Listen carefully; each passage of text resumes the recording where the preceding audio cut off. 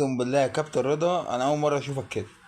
بصراحه شكلك كده بعد الهجوم الاخير اللي حصل عليك، عقلت كده ورسيت وهديت. بس انا عايز اقول لك على حاجه، اهو ده بقى الماتش الوحيد او يعني انا كنت مستنيك بصراحه. كنت مستنيك تتكلم بامانه والله، لان انت كلامك بقى حتى لو فيه هكس وفيه هاري كان يمشي بقى مع الاداء ده، كان يمشي بقى مع المستوى ده بجد والله العظيم يا كابتن رضا. يعني مش عارف، شكلك انت في الاخر هتطلع صح والله، وكلنا حمير ما بنفهمش. شكلك انت اللي في الاخر اللي هتطلع صح. فانا كنت مستني منك رد فعل. يعني بصراحة مش بالهدوء ده، انا مش عارف انت ازاي هادي كده. مش فاهم انت ازاي هادي كده. ما تقلقش يا كابتن، في ايه؟ اتكلم يا جدع. خد راحتك. الساحة واسعة وتستحمل يعني. اداء منتخب مصر النهارده يستحمل ان انت تهري فيه براحتك.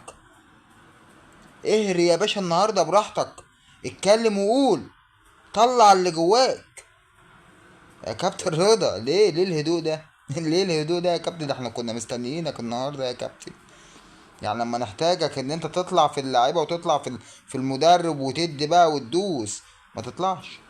يلا ما علينا. عامة على رأيك تعادل احسن من الخسارة.